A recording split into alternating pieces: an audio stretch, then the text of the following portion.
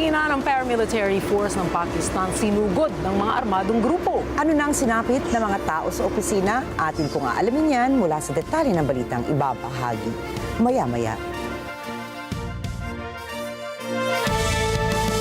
Magandang gabi, ako po si Ricky Matay. Ako si Nina Richie Alagaw Flores, ito ang mata ng Agila International. Para naman sa mga headlines ngayong araw ng Lunes.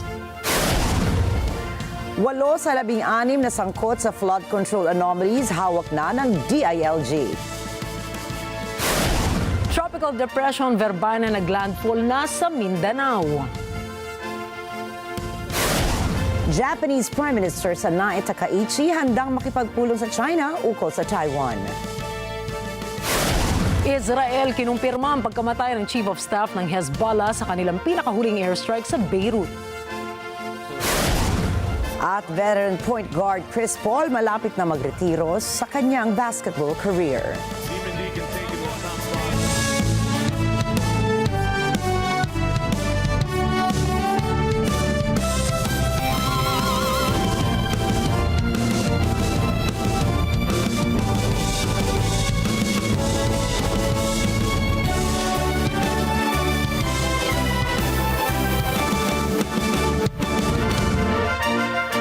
Kinumpirma ni Interior Secretary John Vic REMULLA na nag-issue na ang Interpol ng Blue Notice laban kay dating ako Bicol Party List Representative ZALDY na sangkot sa flood control anomalies.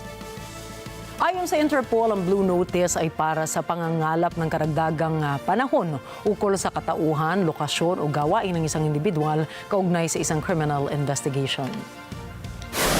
Sa ngayon, bineberipika pa niya ni REMULLA kung may ginagamit na ibang pasaporte at pangalan ang dating kongresista. Higit pa rito ay inaasahan ng otoridad na susunod ng mag-i-issue ang Interpol ng Red Notice laban naman kay Ko kasunod ng arrest warrant at hold departure order na inilabas ng Sandigan Bayan noong Biyernes. Samantala, 8 respondents na sangkot sa maanomalyang flood control projects ang nasa kustodiya na ng DILG. Sila ay sina Gerald Pacanan, Jean Ryan Altea, Ruben Santos, Dominic Serrano, Felizardo Casuno, Juliet Calvo, Lerma Caico at Dennis Abangon. Kaugnay nito, 4 sa mga dawit sa kaso ang nasa labas ng bansa. Kabilang na si dating Congressman ZALDY na huling na-monitor sa Japan at Derma Angeli Alcazar ng Sunwest Incorporated na umano'y nasa New Zealand naman. Si Cesar Buenaventura, treasurer ng Sunwest Incorporated na nasa New York at si Montrexis Tamayo ng Department of Public Works and Highways na nasa Jordan. And we inform them of their right to proceed immediately to the embassy as soon as possible. Ladies and gentlemen, these are the accused personalities. We have to make it clear that no matter where you are in the world, we will find you. If you are at large, we will find you. If you are hiding in the Philippines, we will find you. Kaugnay nito, hinimok naman ni Pangulong Ferdinand Marcos Jr. sina Ko at ang iba pang mga sangkot sa flood control anomalies na sumuko na. Sa lahat ng natitirang akusado, ang aking payo sa inyo ay sumuko na kayo. Huwag nyo nang antayin na habul-habulin pa kayo. Mas maganda para sa sitwasyon ninyo na sumuko na kayo para maganda ang inyong pagsagot sa mga alegasyon na dinala kontra sa inyo. Sa mga nagtatangkang tumulong sa pagtatago, tandaan ninyo na kahit papaano mananagot din kayo kung kayo ay nagtatago ng isang fugitive from justice. Fake news ang lahat ng mga video statement ni dating ako Bicol Party List Representative ZALDY. Yan po ang iginiit ni Pangulong Ferdinand Marcos Jr. sa kanyang press conference sa Malacanang kaugnay sa flood control scam. Dagdag pa ng Pangulo, kahit sinong tao ay kayang gawin ito. Kaugnay nito ay hinamon ni PBBM ang dating kongresista na umuwi na sa bansa at patunayan ang mga akusasyon nito laban sa administrasyon. Kung meron siyang gusto sabihin niya, malalaman naman ng tao yan eh. Patunayan, but come home. Come home. Ba't ka nagtatago sa malayo? Ako, hindi ako nagtatago eh. Kung meron kang akusasyon sa akin, nandito ako. Gawin niyo pareho. At para patas lang naman.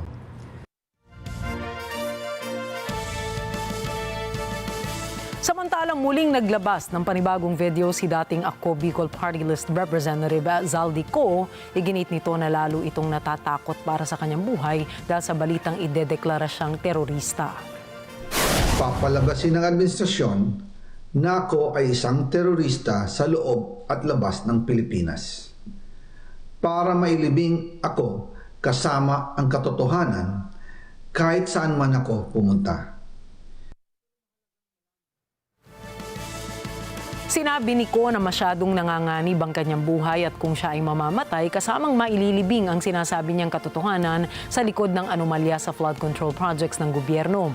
Mula rito ay idinidiin pa rin ni Ko na sina Pangulong Ferdinand Marcos Jr. at pinsan niyang si dating House Speaker Martin Romualdez ay naghati sa kickback sa pondo ng flood control project na nakakahalaga ng daang bilyong piso sa pamamagitan ng budget insertion sa national budget. Idinetalye pa ni Ko ang porsyento ng hatian sa kickback sa pondo ng flood control projects mula sa district level ng Department of Public Works and Highways o DPWH hanggang kina dating Speaker Romualdez at Pangulong Marcos Jr. maging ang proseso ng delivery ng mali-maletang pera. Sa naging meeting namin ni Alcantara, siya mismo ang nag-offer kung paano ang hatian sa mga proyekto ng DPWH. 22% para kay Speaker Romualdez, 2% para kay Yusek Bernardo at 1% para sa kanya. Doon po nagsimula ang tinatawag nilang deliveries. Ang sistema po ay ganito. Ang mga tao ni Henry Alcantara ay nakikipag-ugnayan sa mga tao ko na sina Paul Estrada at Mark Tigsay.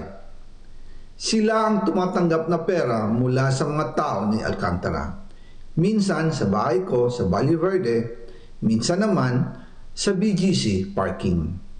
Pagkatapos nilang makuha ang pera, sila Mark at Paul naman ang nag-aayos o nakikipag-coordinate sa tauhan ni Speaker Martin Romualdez na si Jocelyn Sereño para sa pagdi-deliver ng mali-maletang pera patungo sa bahay ni Speaker.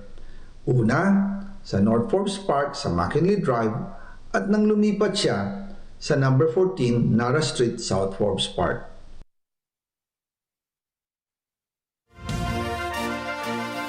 Sa iba pa mga balita, namataan ng Philippine Coast Guard o PCG ang dalawang barko ng China Coast Guard sa Bajo de Masinloc habang nagsasagawa ng maritime patrol. Ayon kay PCG spokesperson for the West Philippine Sea, Commodore J. Tariela, nakasalubong ng BRP Cabra ang dalawang barko ng China na may hull number at 4305 at 3305. Inutusan nila ang mga ito sa radyo na umalis sa karagatan ng Pilipinas at ipagpatuloy pa nila ang pagbabantay sa Bajo de Masinloc upang protektahan ang national sovereignty at pigilan ang mga iligal na aktibidad ng China. Patuloy ang pagtaas ng tensyon sa pagitan ng Pilipinas at China dahil sa patuloy nilang pagtatangkang sakupin ang West Philippine Sea. Lalo namang pinatibay ng Philippine Fleet ang ugnayan ng Pilipinas sa Japan Navy habang pinaiigting ang kooperasyon sa seguridad kaugnay sa mga agresibong gawain ng China sa West Philippine Sea at sa Indo-Pacific. Pinangunahan ni Commander ng Philippine Fleet na si Rear Admiral Joe Anthony Orbe ang isang delegasyon patungong Japan upang makipagpulong sa Japan Self-Defense Fleet at Japan Maritime Self-Defense. Kinilala ni Rear Admiral Orbe at JSDF Commander Vice Admiral Katushi Omachi ang pagdalas ng maritime patrols at humanitarian assistance relief drills ng magkaalyadong bansa na lalong pinalakas ng nilagdaang Philippines-Japan Reciprocal Access Agreement. Binisita rin nila ang JS Kumano na isa sa mga susunod na henerasyon ng Japan frigates habang patuloy na pinalalawig ng Tokyo ang depensa sa rehiyon laban sa China. Nag-courtesy call naman si Orbe kay JMSDF Chief of Staff Admin Akira Saito kung saan pinuri ni Saito ang panukala ng bansa na palalimin ang security ties at ang pagtutulungan upang mapanatili ang malaya at bukas na rehiyon. Ang pagbisitang ito ay nagpapalapit ng Pilipinas sa mga kaalyadong bansa sa gitna ng sunod-sunod agresibong gawain ng China sa West Philippine Sea. Kinumpirma naman ng Bureau of Immigration na kanilang pinadeport ang 23 Chinese nationals dahil sa pagtatrabaho sa illegal POGO hubs sa Pilipinas. Ayon sa ahensya, kanila nang pinasakay ang mga pinadeport na Chinese nationals sa isang Philippine Airlines flight na bumiyahe pa Shanghai, Pudong International Airport. Binigyan diin ni Immigration Chief Alexi Val Arciaga na ang pinakahuling deportation ay nakatulong para puksain ang iligal na aktibidad sa bansa sa ilalim ng anti-POGO law. Asahan din anya ng publiko na marami pa ang ipa-deport dahil sa illegal POGO operations sa mga susunod na araw. Asahan na ng mga motorista ang dagdag bawas sa presyo ng mga produktong petrolyo bukas Nobyembre 25. Sa inilabas na advisory ng mga kumpanya ng langis, mababawasan ng 20 sentimos ang presyo sa kada litro ng gasolina, habang 60 sentimos naman ang dagdag sa presyo sa kada litro ng diesel at piso at 30 sentimos ang hike sa presyo sa kada litro ng kerosene o gaas. Una nang ipinaliwanag ng Department of Energy na epekto ng oversupply sa langis ng OPEC Plus ang mahinang global economic indicators at mga sanctions na ipinataw laban sa Russia, Iran at Venezuela ang dahilan ng bagong paggalaw sa presyo ng produktong petrolyo ngayong linggo. Naglandfall po kaninang hapon si Tropical Depression VERBENA, ayon yan sa Pag-asa. Sa 8 p.m. bulletin ng Pag-asa, huling namataan ang bagyo na sa palibot ng Jabonga, Agusan del Norte. Mayroon itong maximum sustained winds of 45 km per hour at gustiness na aabot sa 70 km per hour. Kumikilos ang bagyo sa bilis na 25 km per hour sa direksyong Pakaluran. Sa patuloy na pananalasa ng bagyo sa ating bansa, nakataas po ang Tropical Cyclone Wind Signal number 1 sa 32 lalawigan. Ang mga ito ay makita sa inyong mga screen. Samantala, inaasahan ng Pag-asa na tatahakin ng Bagyong VERBENA ang daang patungong Palawan bago makarating sa West Philippine Sea sa araw ng Miyerkules.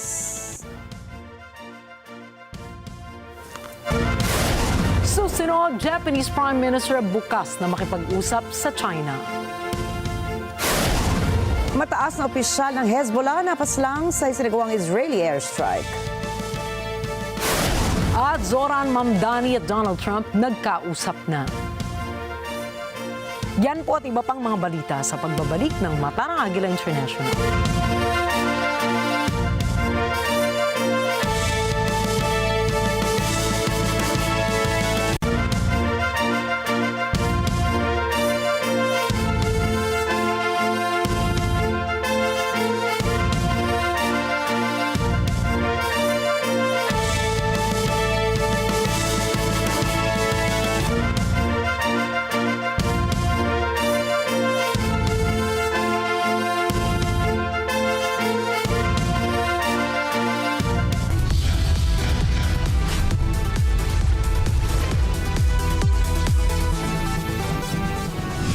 Kasulukuyang henerasyon, marami na ang nag-viral.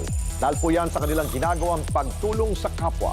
Pero mas marami ang tumutulong kahit walang nakakakita. Kaya naman kung ikaw ay may kilala na grupo o individual na may natatanging pagresponde sa lipunan at maging sa kalikasan, mag-text lamang sa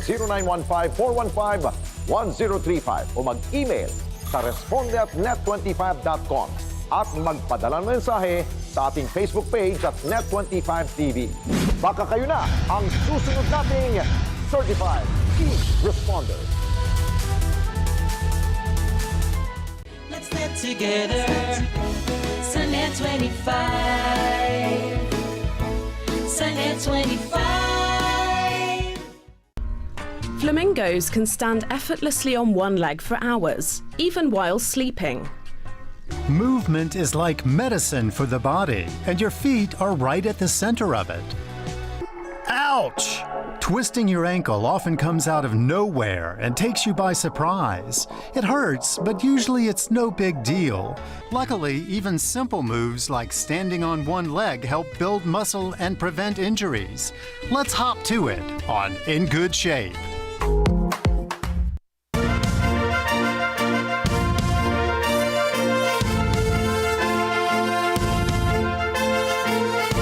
Sa gitna ng umuusbong na tensyon sa pagitan ng Japan at China, hindi nagkaroon ng pag-uusap ang mga lider ng dalawang bansa sa kakatapos lang na G20 summit sa South Africa. Sa Sa kabila nito ay nananatiling bukas si Japanese Prime Minister Takaichi na makipagpulong sa pamahalaan ng China upang maisaayos ang ugnayan ng dalawang bansa.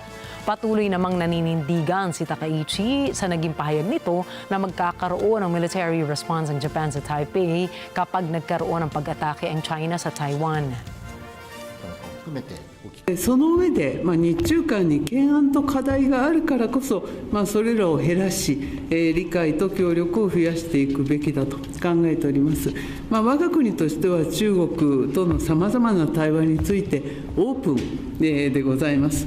扉を閉ざすようなことはいたしておりません。その中で当然、我が国として主張すべきことは主張していくということが大事でございます。このような姿勢のもと、今後も適切に対応を行ってまいります。じゃあどうもお疲れ様でございました。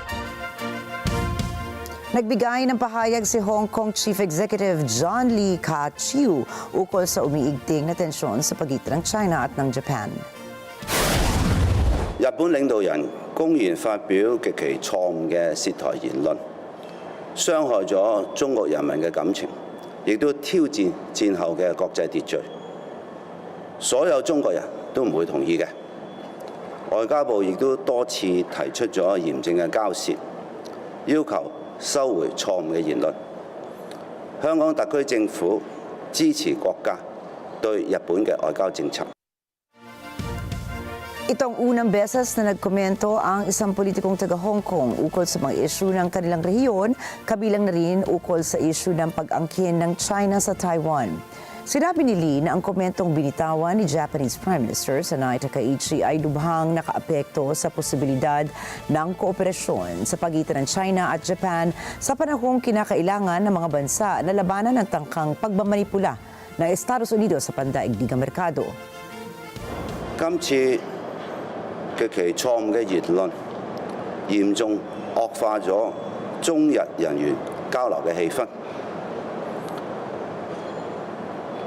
亦都令到好多交流嘅成效，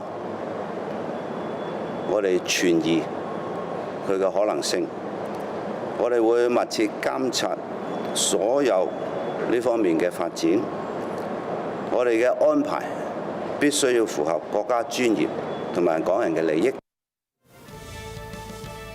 Sinabi rin niya na dapat ang anumang ugnayan sa pagitan ng Hong Kong at Japan ay kailangang naaayon sa national interest ng bawat bansa at para sa kapakanan ng mga residente ng Hong Kong.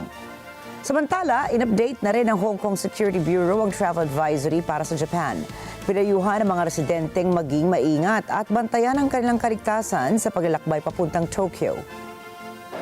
香港嘅保安局已經更新咗外遊警示嘅網頁資料。 提醒赴日或者喺日本嘅港人應該提高警惕，注意安全。保安局會密切咁監察事態發展，作出應變。而香港嘅航空公司亦都已經表示會為去日本嘅乘客提供調整行程嘅方便同埋彈性嘅選項。我哋會不斷去留意喺呢方面。 國家嘅立場同埋政策，我哋亦都會確保香港包括在日嘅香港港人嘅提高警覺，佢有關佢哋自己嘅人身安全。咁啊，多謝大家。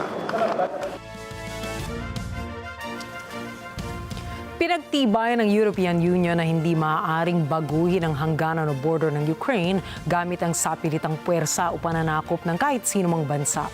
Hindi rin anila nararapat na bawasan ang bilang ng hukbong sandata ng Ukraine na posibleng magpahina sa kanilang seguridad. Sinang-ayunan naman ito ni Swedish Foreign Minister Maria Malmer Stenergard sa isang parliamentary summit kung saan nananatili ang kanilang pananaw ang makamitang katarungan at kapayapaan.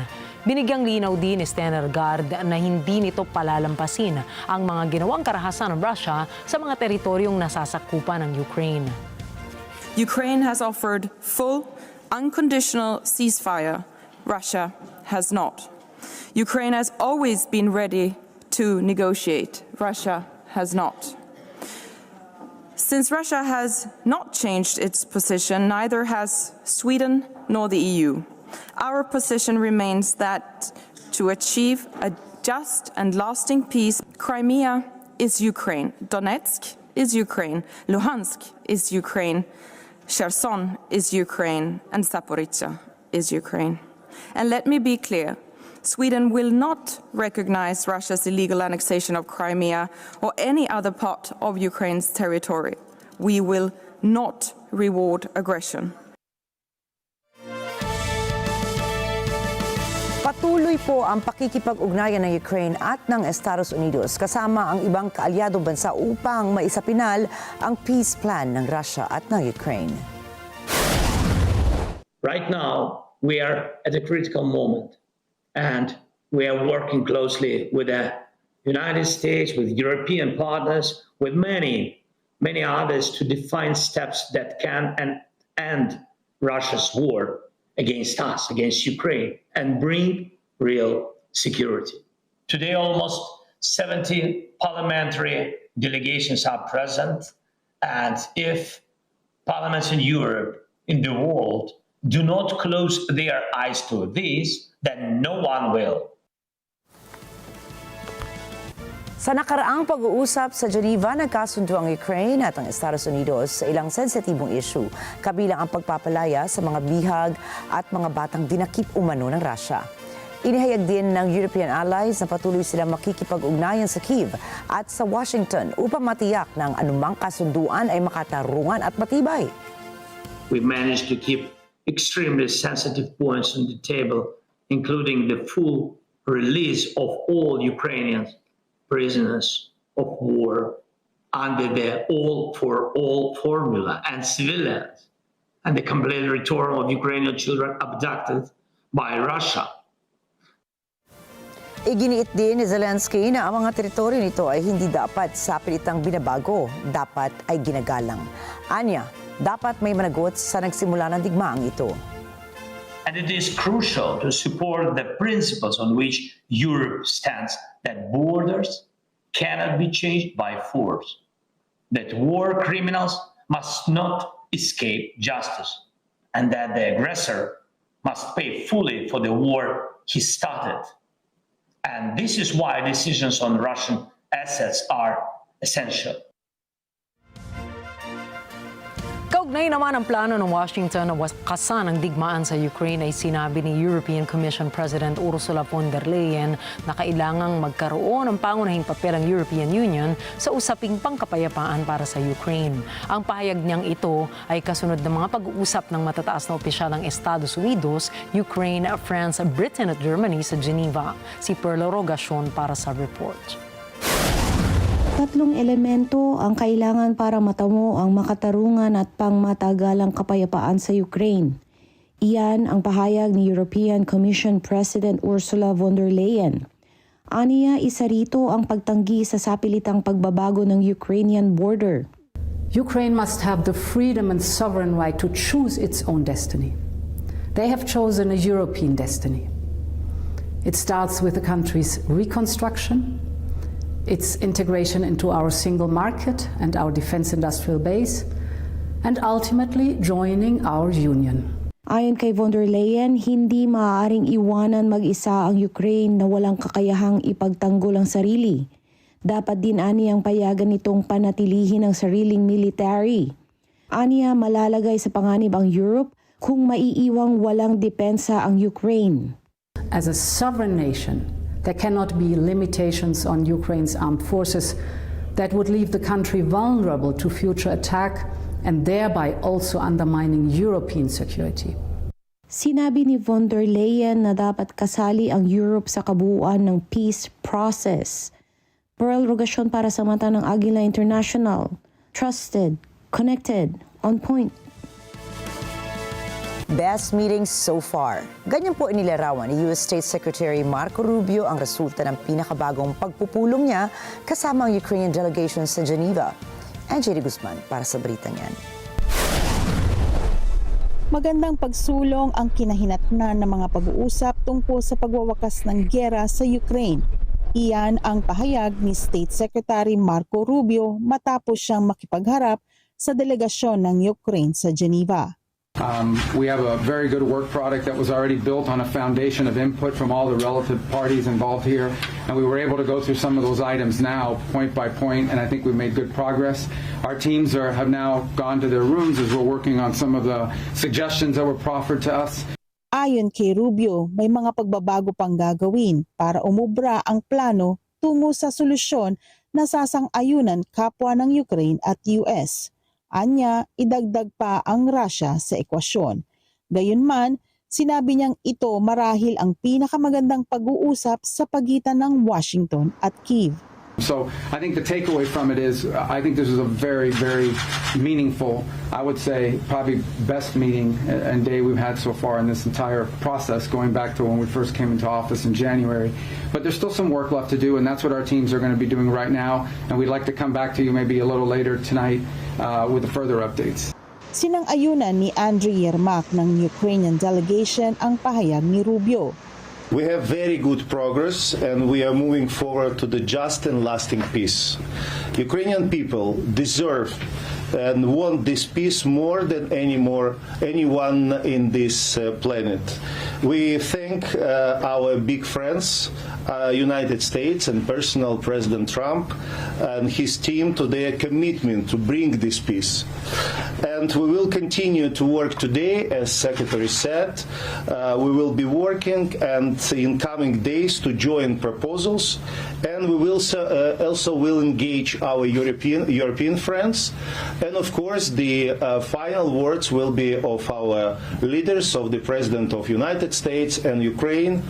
And I hope that we can achieve the good progress today. Thank you.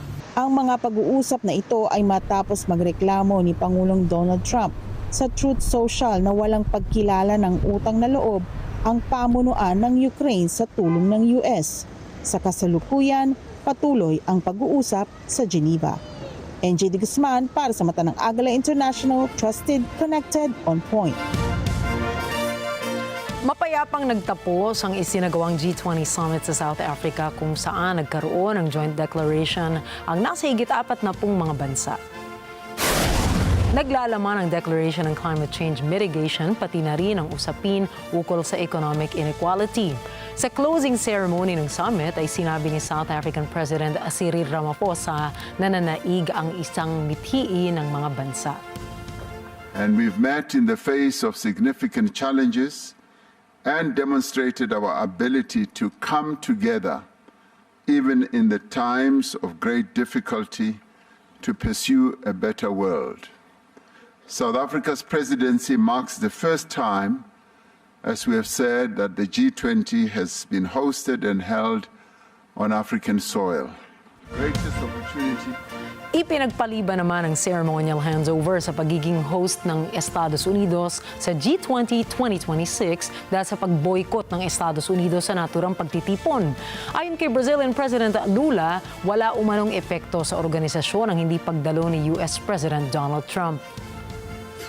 O presidente Trump tem dado demonstrações já há alguns meses. Ele já se afastou da Unesco, ele já se afastou da Organização Mundial do Comércio, sabe? Ele está tentando fazer uma pregação prática, sabe, do fim do multilateralismo, tentando fortalecer o unilateralismo. E eu acho que vai vencer o multilateralismo.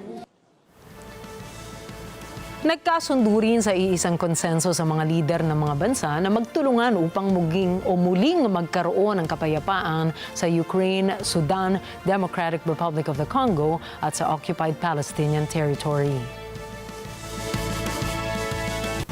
Nagtuturuan po ang Israel at Hamas sa kung sino ang lumalabag sa ceasefire agreement sa Gaza. Alamin natin ang mga detalye ng balita niyan mula kay Myra Simbulan. Ilang lokasyon ang inatake ng Israel Defense Forces noong Sabado na ikinamatay ng 200 katao at ikinasakit ng 54 na marami ang nasa kritikal na kondisyon. Iyan ang akusasyon ng Gaza-based health authorities laban sa Hamas. Ayon sa Palestinian official news agency, naglunsad ng airstrike ang Israeli forces sa isang sasakyan sa northern Gaza na ikinamatay naman ng 5 pa. Sa Nuseirat refugee camp at Deir al-Bala sa central Gaza, 2 residential buildings ang pinasabog ng Israel. 5 ang patay, kabilang ang mga bata.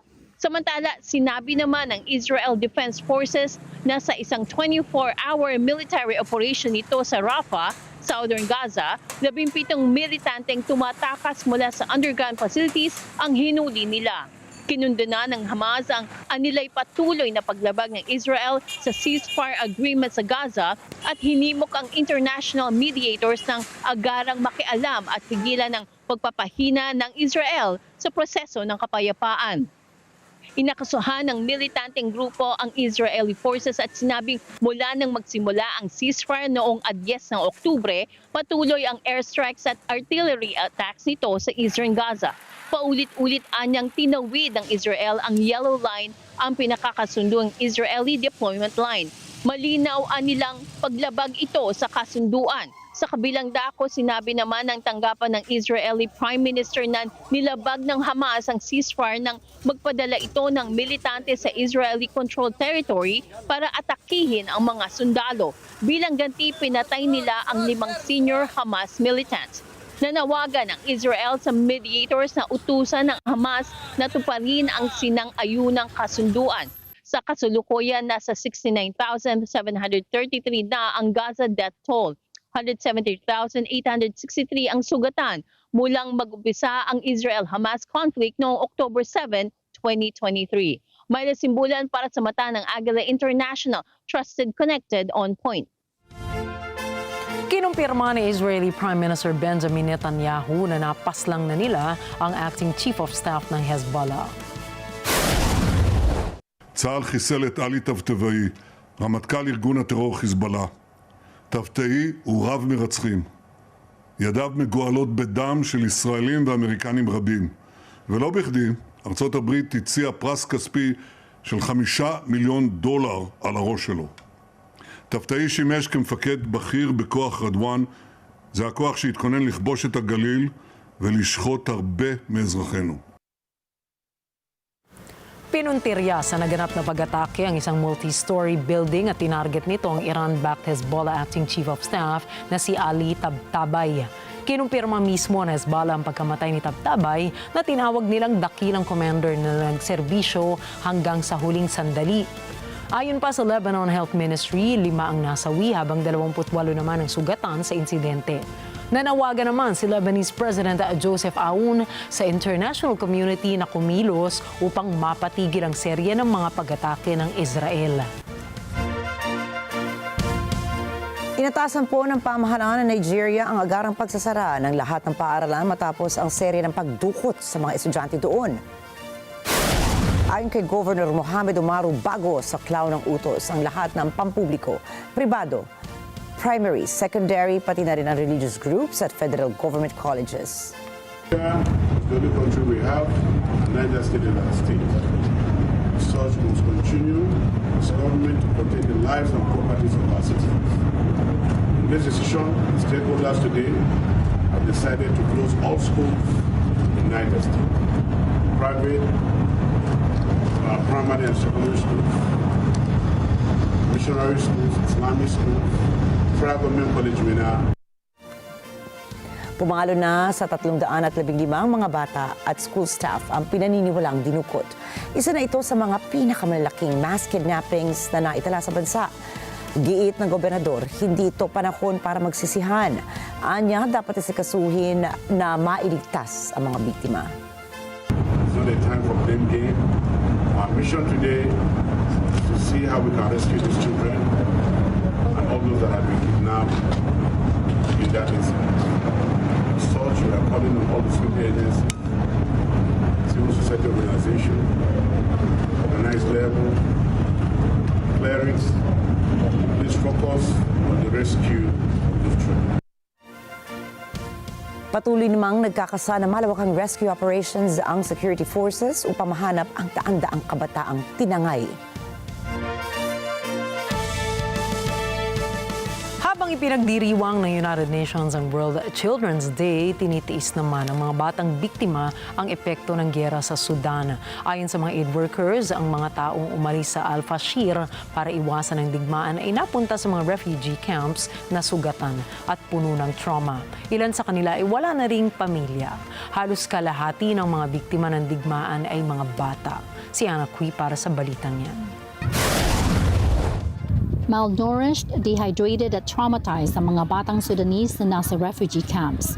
Ayon kay UNICEF representative to Sudan, Sheldon Yett, ang mga batang ito ay nangangailangan ng psychosocial support at ito ay sinisimulan na. Also see children who've been psychologically scarred, children who've seen family members killed, children who've gone through violence themselves, seen mothers killed,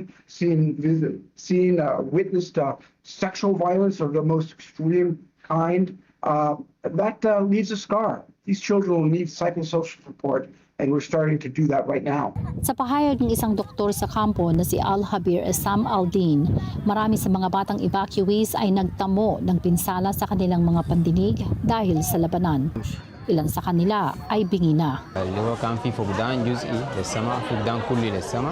يعني أطفال يكونوا دون الخامسة، يعني عدد ما بسيط اللي هو ديل بسبب الضرب اللي كان في المنطقة بتاعتهم. فمعظمهم كان بيحكوا إنه الأطفال كانوا يعني فيهم الجزء اللي كان أصلا هو عنده مشاكل في السمع واتفقد نهائي، وفيهم الناس اللي كانوا سليمين معافين وبعد ذاك اللي هو أسرهم شكت من فقدان السمع يعني. Bukod sa pisikal na trauma, nagtamo rin ang mga batang ito ng pinsala sa kanilang mga pag-iisip. Saksi sila sa mga insidente ng karahasan sa loob ng Al-Fashir at papalabas dito. يلا أطفالنا لما مرقناه بالجثث ميتين لقوا قدامهم الناس المضروبين واقعين بجرحى شافوهم بعيونهم خافوا بكوركوا بالزرقن كده تلقى قدامك زول واقع قدامك مجروح مضروب في ناس بيخافوا بيجروا بيمشوا الأطفال ده بيشردوا مننا تمسك بعياديك توالي. Ayon kay Aldaba camp psychologist Fatma Al-Noor, marami sa mga bata ang nakakaranas ng iba't ibang sintomas ng problema sa pag-iisip. لكن من الحاجات الملاحظة التبول اللا إرادي من أكثر الحالات. في تبول لا إرادي، في هجمات في النوم يعني بيتهجموا في خلال النوم، وفي عدم استقرار يعني في الأطفال اللي هو بتظهر عليهم سلوكيات زي الكذب السرقة حاجات زي دي بتظهر سلوكيات اللي هي كلها بسبب ضغوطات الحرب. Narito ang panawagan ng UNICEF para sa ikabubuti ng mga batang Sudanese. Make sure that they get the nutritional support, the health support, the emergency support they require. Then, of course, we need to unite them if we can with their family. Ayon sa isang UN-mandated mission, gumawa ng iba't ibang crimes against humanity ang Rapid Support Forces nang lusubin at sakupin nila ang Al-Fashir. Ganito rin naman ang akusasyon laban sa Sudanese Army. Kapwa itinanggi ng dalawang kampo ang akusasyon ng US at rights groups na pang-aabuso nila. Sumabog ang giyera noong April 2023 nang hindi magkasundo ang Army at RSF na ipagsanib ang kani-kanilang puwersa. Ana Cui para sa mata ng Agila International, trusted, connected, on point. Pagkaraan ng ilang buwang palitan ng insulto, pinuri ni US President Donald Trump at incoming New York City Mayor Zoran Mamdani ang isa't isa. Nangako rin po ang dalawang lider na magtutulungan na labanan ang krimen. Sa isang pagpupulong sa White House, nagkasundo rin sina Trump at Mamdani na isulong ang affordability sa New York City. Dating nagsalpukan ng ideolohiya ang dalawa, isang Republican billionaire na si Trump habang isang batang Democrat, socialist naman na si Mamdani. Nagkaroon din ng pagkakaiba sa kanilang immigration and economic policies. Nagbabalik po si Ana Cui para sa karagdagang detalye. Malinaw na nagkaigihan ng dalawang leader na sina Pangulong Donald Trump at New York City Mayor-elect Zoran Mamdani sa kanilang unang engkwentro sa White House. Tumayo ang 34-year-old na mambabata sa tabi ng mesa ni Trump. Samantala, nakangiti naman kay Mamdani ang 79-year-old na presidente habang tinatapik niya ito sa braso. Matatandaang tinuligsan ni Trump si Mamdani bilang isa-ani ang anti-Semitic communist. Tinawag naman ni Mamdani si Trump na malupit na pinuno at pasista. Pero tila isinantabi muna ng dalawa ang iringan nila. But I just want to congratulate. I think you're going to have hopefully a really great mayor. The better he does, the happier I am. Appreciated the time with the president. I appreciated the conversation. I look forward to working together to deliver that affordability for New Yorkers. Walang bagong inanunsyong polisiya ang dalawa kundi ang tila paglulunsad ng hindi inaasahang politics-shifting professional friendship. Ayon kay Ma'am Dani, pinag-usapan nila ng Pangulo ang mga problema ng New Yorkers tulad ng mataas na upa, mataas na presyo ng pagkain, tubig at kuryente. What I really appreciate about the president is that the meeting that we had focused not on places of disagreement, which there are many, and also focused on the shared purpose that we have in serving New Yorkers. Ang nasabing meeting sa Oval Office ay lumampas pa sa prediksyon ng Pangulo na magiging taos sa puso.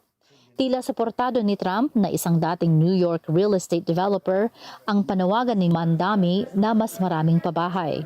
And he said some things that were very interesting as to housing construction, and he wants to see houses go up. He wants to see a lot of houses created, a lot of apartments built, etc. And you know, we actually people would be shocked. But I want to see the same thing. Nang tanungin si Trump ng isang reporter kung ikokonsidera ba niyang bumalik sa New York, kung saan siya pinanganak, ngayong si Ma'am Dani na ang nagpapatakbo nito. Umoo ang Pangulo at sinabing lalo na't nakaharap na niya ang bagong mayor ng nasabing lungsod. Ana Cui para sa mata ng Agila International, trusted, connected, on point. Resolusyon na sumusuporta sa Olympic truce, yan ang inadopt ng United Nations General Assembly bago ang 2026 Winter Games sa Italy. Layo nitong ihiwalay ang usaping politika sa sports. Terin Kunanan para sa report. Panawagan na panindigan ng member states ang matagal ng tradisyon na pagsulong sa kapayapaan at dialogo gamit ang sports. Yan ang resolusyon na pumasa batay sa konsensus ng UN General Assembly. Bago ang pagboto, hinimok ni President Giovanni Malago ng Milano Cortina 2026 Foundation ang mga bansa na gamitin ang palaro bilang nakikitang pag-asa, alternatibo anya sa hidwaan at pagkakabahabahagi. Yes, the Olympic Games are founded on competition, on the pursuit of excellence. But throughout their history, they have demonstrated something even more powerful, a sense of humanity which transcends even the greatest of athletic achievements. Binalikan naman ni International Olympic Committee President Kirsty Coventry ang kanyang karanasan bilang batang swimmer sa Zimbabwe hanggang sa tumayo siya sa Olympic podium. Anya, nakasalalay ang pagkilos ng Olympics sa mga atletang lumalaban na malaya sa pangingialam ng politika. Around the world, conflict and division continue to cause untold suffering. In such a world, sport and the Olympic Games in particular can offer a rare space where people meet not as adversaries, but as fellow human beings. When athletes come together, they do not see nationality, religion, or background. They see one another as fellow athletes. They compete fiercely, yet they embrace as friends, united by the same hopes and dreams. They respect the sacrifices that each of them has made simply to reach the starting line. They show us what humanity can be at its very best. This is the spirit of the Olympic truce, a call to set aside what divides us and rather to focus on what unites us. Idiniin ni Coventry ang kapangyarihan ng palaro. The power of sport is there to be able to really build bridges and to unite us. And this is what we believe in the Olympic movement. And so we are going to continue to ensure that we allow for athletes from every part of our world to come together in a peaceful manner to be able to compete. Terilyn Kunanan para sa mata ng Agila International. Trusted, connected, on point. Susunod, exhibition flight sa Dubai Air Show na uwi sa trahedya. Bagong autonomous underwater drone ng Germany sinubukan sa Baltic Sea. Veteran point guard Chris Paul inanunsyo ang kanyang pagretiro sa basketball. Mga detalye po ng mga balitang yan at iba pa mga balita sa pagbabalik pa rin ng Mata ng Agila International.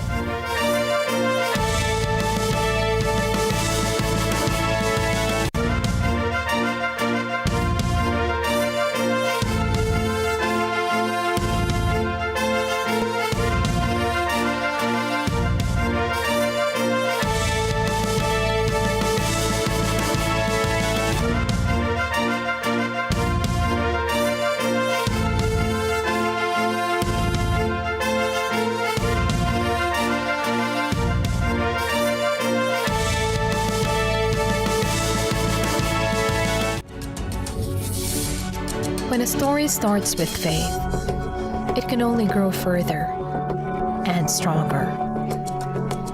As time passes by, we learn about your story. In an institution of exceptional healthcare, with genuine Christian compassion, we care about you. With a safe, secured, and sanitized environment, accompanied by a team of trusted healthcare professionals, we're built this way to serve you better. By providing affordable health services to general population, we want what's best for you. Because at New Era General Hospital, everyone matters.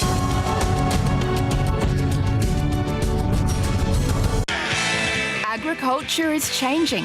Some farmers are moving away from planting monocultures in their fields and choosing more genetically diverse crops.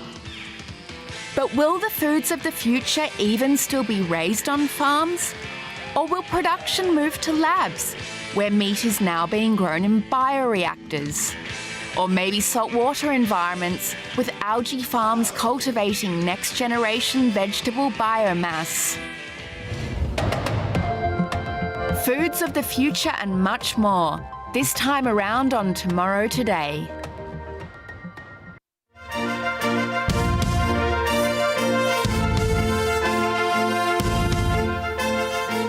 Patay ang 5 katao sa pagsabog sa paramilitary headquarters ng Pakistan.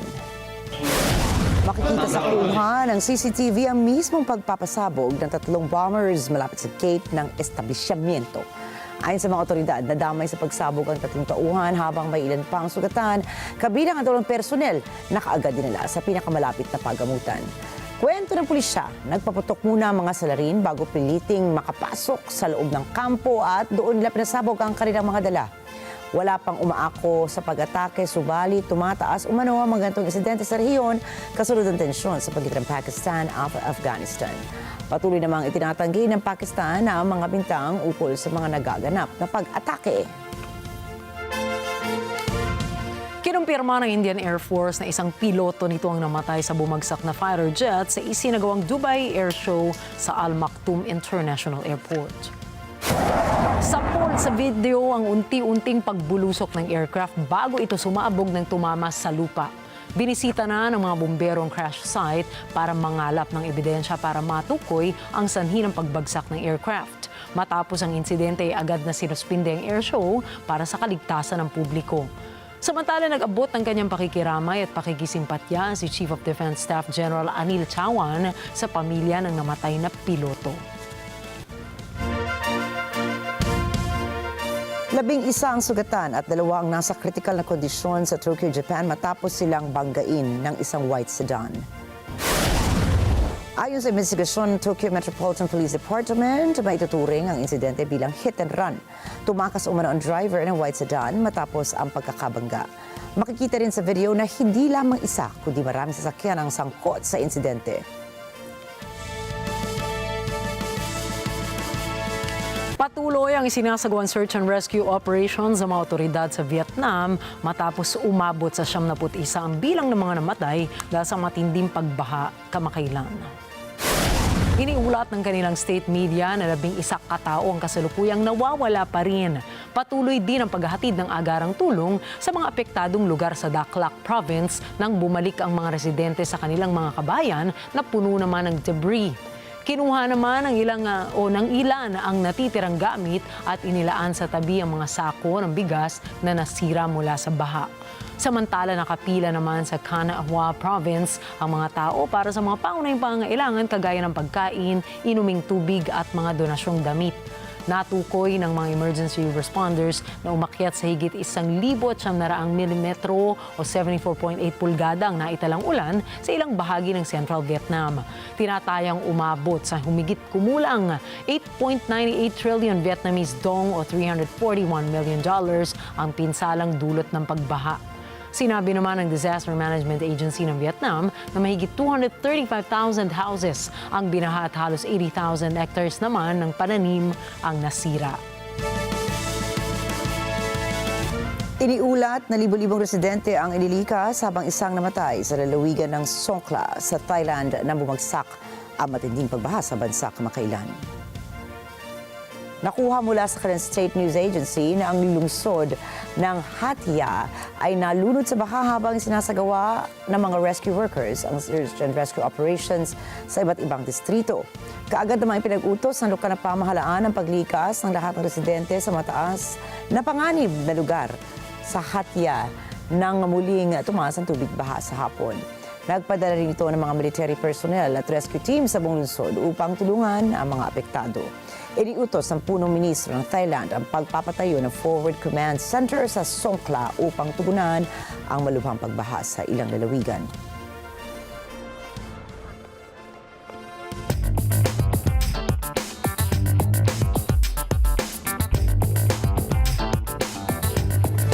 Nangangamba ang merkado ng Latin America sa darating na bagong taon. Ito'y matapos lumabas ang isang ulat ng United Nations na mararamdaman na sa 2026 ang epekto ng mataas na taripa ng Estados Unidos. Si MJ de Guzman para sa report. Mararamdaman ang buong epekto ng US tariffs sa Latin America sa taong 2026. Batay ito sa International Trade Outlook for Latin America and the Caribbean 2025. Ayon sa report, kahit tumaharap na ang rehiyon sa average effective tariff rate ng 10%, na sa kasalukuyan ay mababa pa rin sa global average na 17%. Ang ulat ay inirelease ng UN Economic Commission for Latin America and the Caribbean o ECLAC. Ayon kay ECLAC Executive Secretary Jose Manuel Salazar Cirenax, hindi lamang sa rehiyon mararamdaman ang buong epekto ng mga taripa.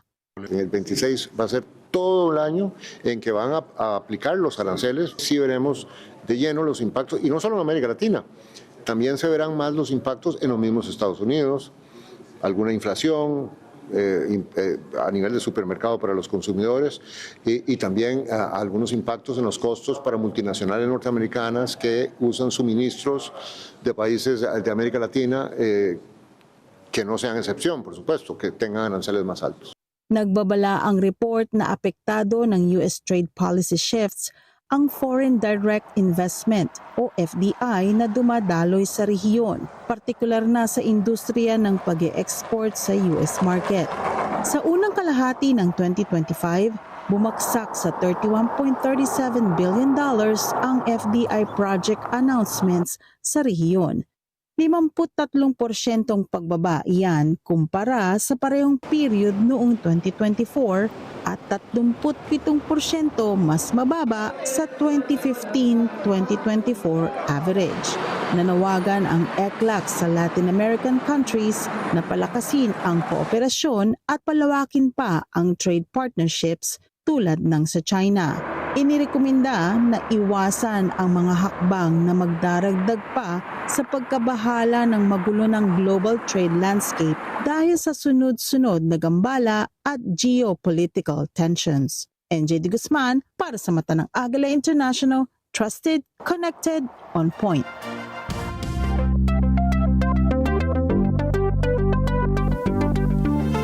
Matagumpay ang test launch ng underwater autonomous drone ng German defense technology company na Euro Atlas sa katubigan ng Baltic Sea.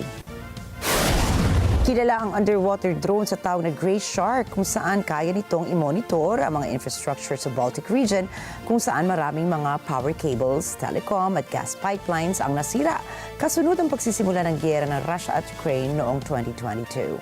Ayon kay Euroatlas CEO Eugenii Juski, nag-develop sila ng sarili nilang hydrogen system para sa underwater drone. Layo nitong pahabain ang buhay ng drone dahil kailangan anya ng militar ang pinakamahusay na range, speed, and endurance para sa misyon. Iginiit din ng kumpanya na ang Gray Shark drone ang pinakamabilis na AUV sa lahat ng uri nito. Mayroon na nila itong operational speed na aabot sa 10 knots at kakayahang maglakbay sa layong 1,100 nautical miles. Mahigit sa monitoring ay kaya rin itong mag-detect ng mga bomba at anti-submarine warfare. Really expect that they actually develop something what we develop as well. So I think it's a very important point. People think, oh yeah, it's great, somebody's doing an AUV and maybe you should put it into operations. I think we are truly behind this point. This is now about having a countermeasurement against a countermeasurement.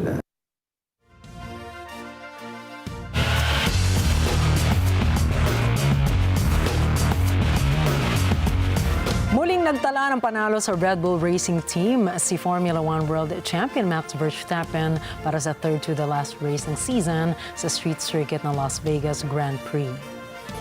This is going to be an 8th consecutive podium finish for Max Verstappen, who is still a contender for the title. You cannot count him out. Heading to Qatar, still with a chance. This is the 17th and final corner of the last lap. The Dutch driver will look up and see the checkered flag first. Max Verstappen wins the Las Vegas Grand Prix. His name up in lights once again. For second position, it's a wait. Red Bull have taken the win with Max Verstappen, his 6th of the season, and lifting and coasting with a terrific position in the World Championship with 2 Grand Prix to go. Napanatili ni Verstappen ang kanyang absolute max control para sa kabuuang 50 laps ng karera. Mula sa kanyang tagumpay, unti-unti nitong hinahabol ang McLaren duo na sina Lando Norris at Oscar Piastri para sa Drivers' Championship. Napawalang bisa rin ang takbo ng dalawang McLaren drivers nang madiskwalipika sila sa post-race inspection.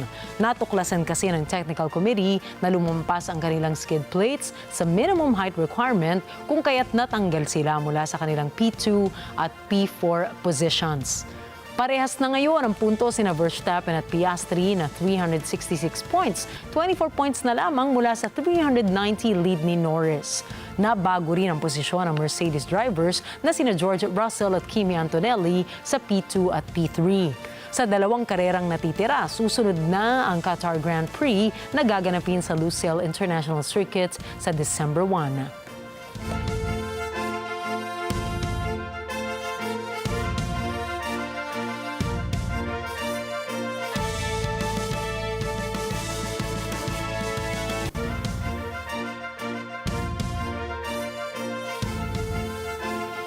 Nakumpirma ang pagtatapos ng kahangahang karera ng sinasabing greatest point guard ng NBA na si Chris Paul matapos ang 21 taon sa industriya ng basketball. With the fourth pick in the 2005 NBA draft. Nagmarka ang kanyang CP3 legacy bilang pagtatapos ng isa sa maimpluwensyang takbo sa larangan ng basketball. Kabilang si Paul bilang isa sa mga pinakamahusay na playmakers sa NBA. Sa kanyang karera, nakapaglaro si Paul para sa iba't ibang koponan, kabilang na ang New Orleans Pelicans, Golden State Warriors, Houston Rockets, Oklahoma City Thunder, San Antonio Spurs at Phoenix Suns. Sa bawat koponan, pinatunayan niya ang kanyang husay sa court sa pamamagitan ng kanyang liderato at kakayahang gumawa ng mga clutch plays. Bagaman hindi niya nakuha ang inaasahan ng NBA Championship, sinisigaw pa rin ang kanyang pangalan dahil sa kanyang dedikasyon, disiplina at walang kapantay na consistency sa loob ng 2 dekada. Ayon sa mga eksperto, mas malaki ang kanyang legasiya kaysa sa anumang titulo. Nang sa impluensya pa niya lamang sa laro ay tunay ng kamangha-mangha para sa mga kanyang kapwa manlalaro at tagahanga. Nakamit ni Paul ang 12-time All-Star appearances, 11 All-NBA selections, and 4-time NBA assist leader bilang isa sa mga elite point guards ng liga. Sa kanyang pagretiro, nananatili si Chris Paul bilang simbolo sa larangan ng basketball.